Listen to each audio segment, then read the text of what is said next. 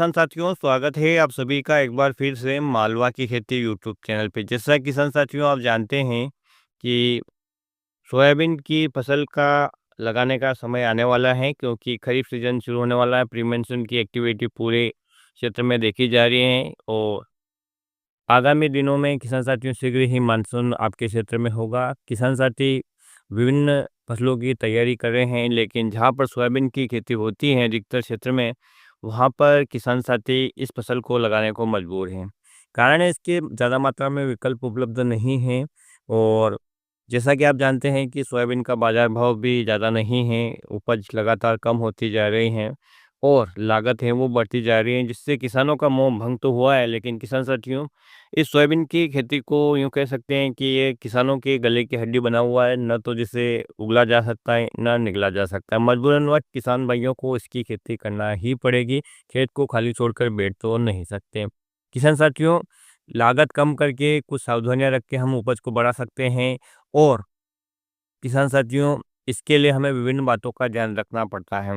यूँ तो हम कई वर्षों से सोयाबीन की खेती करते आ रहे हैं, लेकिन कुछ बातों को अभी भी नज़रअंदाज कर रहे हैं, जिसके कारण हमारी जो लागत है, वो बढ़ रही है। तो आज के इस वीडियो में हम जानने वाले हैं कि कैसे हम अपनी लागत को कम करके या जो मौसमी तनाव के कारण जो उपज कम हो रही है, उसके कारण को दूर करके हम अपनी फसल की उपज बढ़ा सकते हैं, लागत कम करके थोड़ा लाभ का प्रतिशत बढ़ाने की पूरी कोशिश कर सकते हैं। तो आज के इस वीडियो में हम यही जानकारी देने वाले हैं। तो पूरी जानकारी के लिए किसान साथियों वीडियो को लास्ट तक ज़रूर देखिएगा। साथ ही मेरा आपसे निवेदन है, यदि आप चैनल पे पहली बार आए हैं तो चैनल को सब्सक्राइब कीजिएगा। वीडियो की जानकारी यदि आपको अच्छी लगे तो अन्य किसान साथियों के साथ इसे शेयर करना ना भूलें। तो जैसा किसान साथियों आप जानते हैं कि सोयाबीन की फसल के विभिन्न चरण होते हैं। एक अच्छी किस्म के बीज से लेकर किसान साथियों जब तक आपकी फसल की हार्वेस्टिंग होती है तब तक आपको विभिन्न बातों का ध्यान रखना पड़ता है। कुछ गलतियाँ आप बुआई पूर्व कर लेते हैं, कुछ गलतियाँ बुआई के समय करते हैं, कुछ गलतियाँ जैसे-जैसे फसल के चरण आते हैं उनके हिसाब से आपसे हो जाती हैं। परिणाम स्वरूप ये होता है किसान साथियों कि आगे चलकर उपज कम हो जाती है। किसान साथियों, सोयाबीन की फसल का जो सबसे ज़्यादा इफ़ेक्ट पड़ता है पैदावार का, वो पड़ता है मौसम का, क्लाइमेट का। जैसा कि आप जानते हैं कि एक ही वैरायटी को आप कई वर्षों से लगा रहे हैं, लेकिन उसका जो उत्पादन है, वो भी अलग-अलग आपको देखने को मिल रहा है। तो इसका मेन रीज़न होता है मौसम। किसान साथियों, मौसम के से थोड़ी-सी जानकारी हम यदि रखें और उसी के हिसाब से हम शुरुआत से लेकर आखिर तक बातों का ध्यान रखें तो हमारी जो उत्पादन लागत है वो थोड़ी घट सकती है, उपज है वो बढ़ सकती है और लाभ का प्रतिशत भी बढ़ सकता है। तो चलिए आज के वीडियो में यही जानने वाले हैं। तो सबसे पहले कहाँ पर हम गलती करते हैं, तो पहला चरण आता है किसान साथियों बुआई से पहले। अब किसान साथी कहेंगे बुआई से पहले क्या गलती होती है, तो चलिए जान लेते हैं क्रमबद्ध। किसान साथियों, सबसे पहला आता है वैरायटी का चयन। आज सोशल मीडिया का चयन है किसान साथियों और एआई का ज़माना है। आपके सामने सोयाबीन की फसल के ऐसे पौधे लाए जाते हैं जिनकी फलियों को देखकर आपका दिमाग चकरा जाता है। ऐसी-ऐसी वैरायटियों को लाया जाता है जिसके बारे में कभी आपने सुना नहीं। लेकिन जैसा कि आप जानते हैं कि हमारे देश की जो जलवायु है, वो भिन्न क्षेत्रों के लिए भिन्न-भिन्न है और वहाँ पर किसी भी फसल की वैरायटियाँ हैं, वो भी अलग-अलग हैं। कुछ वैरायटियाँ ऐसी हैं जो कई क्षेत्रों में लगाई जाती है, तो कुछ वैरायटियाँ ऐसी तैयार की गई हैं कृषि वैज्ञानिकों द्वारा, जो किसी विशेष क्षेत्र के लिए ही हैं। और यदि आप अलग क्षेत्र का बीज अपने क्षेत्र में लगा लेते हैं या यूँ कहें कि विपरीत जलवायु अलग जलवायु की वैरायटी का चयन आप अपने क्षेत्र के लिए कर लेते हैं, तो उसका उत्पादन कभी भी आपको सही नहीं मिलेगा। किसान साथियों, कभी-कभार ऐसा संयोग हो जाता है कि मौसम या प्रकृति हमारा साथ दे देती है और उसका उत्पादन अच्छा निकल कर आ जाता है, लेकिन हमेशा ऐसा हो ये ज़रूरी नहीं है। इसलिए आप अपने क्षेत्र के लिए रिकमेंडेड जो वैरायटियाँ हैं सोयाबीन की, उन्हीं को लगाएँ और इसके लिए किसान साथी आप जो भारतीय सोयाबीन अनुसंधान केंद्र हैं, उनसे संपर्क कर सकते हो और आपको अपने क्षेत्र के हिसाब से वैरायटियों को वो सजेस्ट कर सकते हैं। तो आप अपने क्षेत्र के हिसाब से ही वैरायटियों का चयन आप करें। दूसरी है किसान साथियों, खेत की तैयारी अधूरी रह जाना। अब खेत की तैयारी अधूरी रहने का मतलब किसान साथियों, जैसा कि आप रबी के बाद 1 से 2 रबी सीज़न के बाद 1 से 2 बार कल्टीवेटर से या अपने 3-4 वर्षों में 1 बार गहरी जुताई करते हैं और इस प्रकार से पाटा लगाकर भूमि को समतल कर लेते हैं। लेकिन जैसा कि आप जानते हैं कि कभी कम बारिश होती है, कभी ज़्यादा बारिश होती है, किन्हीं-किन्हीं खेतों में पानी भरता है। तो इस हिसाब से आपको इस बात का ध्यान रखना है कि जिन खेतों में पानी भर रहा है, उन खेतों में आपको जल निकासी की उचित व्यवस्था रखना है। उचित व्यवस्था का मतलब किसान साथियों कि आपके खेत में चाहे आपके गलतियाँ का खेत हो लेकिन उसमें पानी भरा ना रहे, लगातार वो गीला रह सकता है क्योंकि मिट्टी का जो ज़मीन का लेवल है ऊँचा-नीचा होता है तो जहाँ पर निचली भूमि है वहाँ पर पानी की रिसाव की लगातार समस्या रहती है। तो आपको ध्यान इस बात का रखना है कि वहाँ पर पानी जमा ना हो। आप वो उचित जल निकास की व्यवस्था रखें और इस प्रकार से आप खेत को तैयार करें। किसान साथियों, अंकुरण काफ़ी प्रभावित हो सकता है यदि आपने बुआई की और तुरंत ही पानी गिर गया और यदि पानी खेत में भर जाता है तो जो अंकुरण है वो प्रभावित होता है, बीज सड़ जाता है। खड़ी फसल में भी जब खेत में पानी भरा रहता है और ऊपर से जब गर्मी गिरती है किसान साथियों, जब हमारी फसल में फूल और फलियाँ आती है, दाना पड़ता है, उस समय यदि तापमान तेज़ है और खेत में पानी भरा है तो हमारी फसल खड़ी-खड़ी सूख जाती हैं। तो आप जल निकासी की उचित व्यवस्था रखें। अगला है किसान साथियों बीज उपचार नहीं करना। बहुत सारे किसान भाई बीज उपचार करते हैं, बहुत सारे नहीं करते हैं, कहते हैं कि हमारा बीज अच्छा है, घर का है, इसको उपचार करने की क्या ज़रूरत है। और जैसा कि आप जानते हैं कि बीज उपचार के लिए अलग-अलग प्रोडक्ट मार्केट में उपलब्ध है, फंगिसाइड अलग से उपलब्ध है, फंगिसाइड कीटनाशक का कॉम्बिनेशन है वो अलग से उपलब्ध है।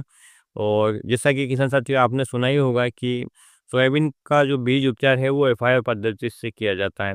एफआईआर पद्धति से मतलब आशय है किसान साथियों, एफ का यहाँ पर फंगिसाइड होता है, आई का होता है इंसेक्टिसाइड यानी कीटनाशक और आर का होता है राइजोबियम कल्चर। अब राइजोबियम कल्चर में किसान साथियों क्या होते हैं, जो राइजोबियम के वो बैक्टीरिया होते हैं और वो प्रकृति से नाइट्रोजन लेकर स्थिरीकरण करके हमारी पौधों की जड़ों तक पहुंचाते हैं। बदले में वो ग्लूकोज लेते हैं पौधों से जिससे कि हमारी फसल को भी कोई नुकसान नहीं होता है और उल्टा वो हमारी फसल को नाइट्रोजन उपलब्ध करवाते हैं। दोनों एक दूसरे के पूरक हैं, दोनों एक दूसरे के भोजन की पूर्ति करते हैं, फ़ायदा किसान का होता है। जी हाँ, किसान साथियों राइज़ोबियम की गांठें जितने अधिक आपकी फसल की जड़ों में होगी, उतना ही अच्छा स्वस्थ और मजबूत पौधा बनेगा और जितना अधिक स्वस्थ और मजबूत पौधा होगा, उ उसमें उतने ही फूल और फलियाँ और दाने अधिक आएँगे।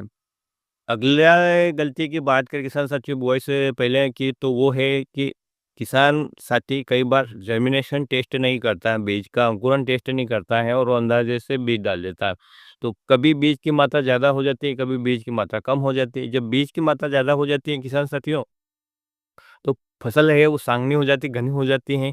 फसल बड़ी होने के बाद किसान साथियों उसमें हवा और धूप का संचार सही तरीके से नहीं हो पाता। परिणाम स्वरूप उसमें किसान साथियों कीट और रोग लगने की संभावना भी ज़्यादा हो जाती है। वहीं पर पोषक तत्वों का भी कॉम्पिटिशन ज़्यादा हो जाता है, जिससे कि पौधे पतले और कमज़ोर रह जाते हैं और फसल आवश्यकता से अधिक हाइट ले लेती है। परिणाम स्वरूप जब कभी तूफ़ानी बारिश होती है तो फसल आड़ी गिर जाती है किसान साथियों, जिससे कि फलियाँ हैं वो पोती रह जाती है, हार्वेस्टिंग में भी काफ़ी सारी दिक्कत आती है। तो इस प्रकार से यदि आप बीज का जर्मिनेशन टेस्ट करके उसकी बुआई करते हैं, तो आपको पता है कि आपको कितना बीज डालना है।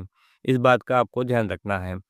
अब बात कर लेते हैं किसान साथियों दूसरे चरण की। पहले चरण में हमने आपको बुआई से पूर्व में क्या गलतियाँ हो जाती है और कैसे उनको दूर किया जा सकता है, इसके बारे में बात की थी। अब दूसरा चरण शुरू होता है किसान साथियों अंकुरण और प्रारंभिक अवधि का, जो लगातार शुरू होता है। बुआई से लेकर 20 दिन की अवस्था तक आपको किन बातों का ध्यान रखना है, इस बात की जानकारी इस माध्यम से जान लेते हैं। तो सबसे पहले जब आप बीज की सोइंग कर रहे हैं या बुआई कर रहे हैं, तो आपको इस बात का ध्यान रखना है कि बीज 5 सेंटीमीटर से ज़्यादा गहरा ना हो। यदि 5 सेंटीमीटर से बीज आपने यदि ज़्यादा गहरा लगा दिया तो किसान साथियों निश्चित रूप से उसका अंकुरण प्रभावित होगा और आपने अच्छी खासी मात्रा में बीज भी डाला है, लेकिन थोड़ी-सी गहराई ज़्यादा होने की वजह से आपके खेत में पौधों की संख्या है, वो कम हो सकती है या हो सकता है कि इतनी गहरी बुआई करने के बाद जोरदार बारिश हो जाए, तो किसान साथियों आपको फिर से डबल भी सोयाबीन की बोनी करनी पड़ सकती है। इसलिए आपको पूरे प्लॉट में जब तक बुआई चल रही है, थोड़ी-थोड़ी देर में देखना है कि सीड ड्रिल है वो उचित गहराई पे चल रही है। अब अगले की बात करें किसान साथियों तो असमान पौधों की दूरी। आपने देखा होगा कि अलग-अलग मशीन जो सीड ड्रिल होती हैं, उनकी सेटिंग अलग-अलग होती है। किसी से एक समान बीज की दूरी गिरती है, तो किसी पर बचका-बचका यूँ कहें कि 4-5 बीज एक साथ गिर जाते हैं, थोड़ी गैप रह जाती है, फिर 4-5 बीज एक साथ गिर जाते हैं। तो ये सीड ड्रिल की सेटिंग में अंतर होता है, इसलिए आप मशीन की सेटिंग इस प्रकार से करें किसान साथियों कि बीज हैं जो बराबर दूरी पे गिरे ताकि पौधों को पर्याप्त रूप से फैलने की भी जगह मिले और उनमें पोषक तत्वों का कंपटीशन भी ना हो। अगली बात करें किसान साथियों तो खरपतवार नियंत्रण सबसे बड़ी समस्या है। किसान साथियों पहले के समय में तो इतने साधन अवेलेबल नहीं थे, दवाई नहीं थी जिसके कारण किसानों को उपज बहुत कम मिलती थी। लेकिन आज के मॉडर्न ज़माने में किसान साथियों आप बुआई से पूर्व भी हर्बिसाइड का प्रयोग कर सकते हैं, बुआई के साथ भी कर सकते हैं और खड़ी फसल में भी कर सकते हैं। लेकिन इसकी सही दवाई की जानकारी आपको होना चाहिए, सही मात्रा को होना चाहिए और सही समय का पे आपको पता होना चाहिए। गलत समय पर यदि आप हर्बिसाइड को डाल देते हैं तो फ़ायदे के बजाय आपको नुकसान भी हो जाता है।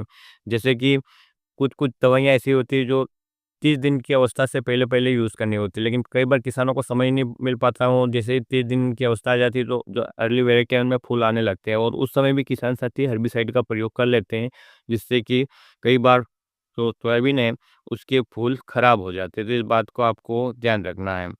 और अगली बात करें किसान साथियों तो कभी क्या होता है कि जब हम सोयाबीन लगाते हैं जैसा कि मैंने आपको बताया और उस समय तेज़ बारिश हो जाती है और तेज़ और हवा के साथ बारिश होती है तो मिट्टी की लेयर पे एक परत बन जाती है कड़क जिससे कि अंकुरण काफ़ी प्रभावित हो जाता है। तो मिट्टी की ऊपरी सतह पर यदि पानी बहकर चला जाता है तो वो परत कठोर हो जाती है। तो इसके लिए आप के क्षेत्र में आपकी मिट्टी इसी प्रकार से पथरीली है या जलभराव वाली समस्या है तो आप रीज एंड फरो पद्धति या बेड पद्धति से भी सोयाबीन को लगा सकते हैं जिससे कि इस प्रकार की समस्या ना आए। अगले चरण की बात करें किसान साथियों जो 20 से 40 दिन की अवस्था तक आता है और इसमें फसल में शाखाएँ निकलती हैं एवं फूल आना शुरू हो जाता है। तो किसान साथियों, इस अवधि में भी आपसे कुछ गलतियाँ हो जाती हैं या मौसम का इफ़ेक्ट हो सकता है जिसकी वजह से उपज घट सकती है, तो इन बातों को भी जान लेते हैं। सबसे पहला है पोषक तत्वों की कमी। किसान साथियों यूँ तो आपने फर्टिलाइज़र का प्रयोग शुरुआत में ही कर लिया होगा, बुआई के समय या बुआई से पूर्व और इस समय जब फसल में फूल आ रहे हैं और उस समय किसान साथियों यदि पोषक तत्वों की कमी हो जाती है, तो या तो फूल आएँगे तो झड़ जाएँगे, टिकेंगे नहीं। इस हिसाब से किसान साथियों आपको पोषक तत्वों की पूर्ति शुरुआत से ही अच्छी कर लेनी ताकि इस प्रकार की समस्या उत्पन्न ना हो। खड़ी फसल में किसान साथियों इस प्रकार की समस्या यदि आपको दिखती है या पहले समय नहीं मिला जिसके कारण आप खाद या पोषक तत्वों का प्रयोग नहीं कर सके, तो आप यहाँ पर वाटर सोल्यूबल फर्टिलाइज़र का प्रयोग कीजिएगा ताकि आपको तुरंत उसके रिज़ल्ट मिले।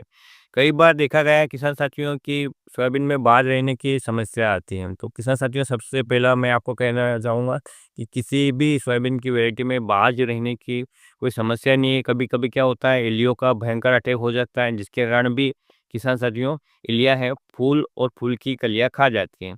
दूसरा कारण हो सकता है किसान साथियों के कई दिनों तक बारिश नहीं हो, ड्राई स्पेल ज़्यादा लंबा खिंच रहा हो जिससे कि पौधे को जो जीवन चक्र है सही तरीके से नहीं चल रहा हो जिसके कारण भी जो फूल आने की समस्या है, जिसमें फूल नहीं आते वो उत्पन्न हो सकती है या कई दिनों तक लगातार बारिश हो रही है जिससे कि किसान साथियों फसल को पूरा पोषण नहीं मिल पा रहा हो या फूल आकर रहे बारिश से गल कर गिर जाते हैं तो इस प्रकार से फूल नहीं आने की समस्या भी हो सकती है। तो किसान साथियों इस प्रकार की समस्या आती है तो आपको जैसे ही मौसम खुले तो उसके बाद बारिश यदि नहीं हो रही है तो आप इरिगेशन करें।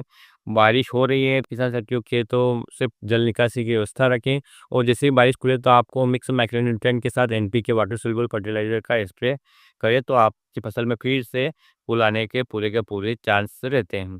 अब अगला बात करें किसान साथियों तो सबसे बड़ी भयंकर समस्या होती है 35 से 40 दिन के आसपास आप देखते हैं कि आपकी फसल में गडल बीटल का भयंकर अटैक होता है और किसान साथी उस समय सक्रिय नहीं रहते हैं। जब वो अपने खेत में निरीक्षण करते हैं और थोड़े दिन बाद देखते हैं कि यार बहुत सारे जो पत्तों के अंकुर हैं ऊपर से वो कट के झुक गए हैं, पत्तियाँ सूख गई हैं और उसमें देखते हैं कि यार गडल बीटल का अटैक हुआ है और फिर वो लाकर वो दवाई छिड़कते हैं। तब तक तो ये समस्या विकराल रूप ले लेती हैं। तो किसान साथियों गडल बीटल का प्रकोप आपको देर से देखने को मिलता है, तो आप 20 से 25 दिन की अवस्था पर ही इसका नियंत्रण करें, ताकि इसकी दूसरी पीढ़ी जो वो आगे ना बढ़े।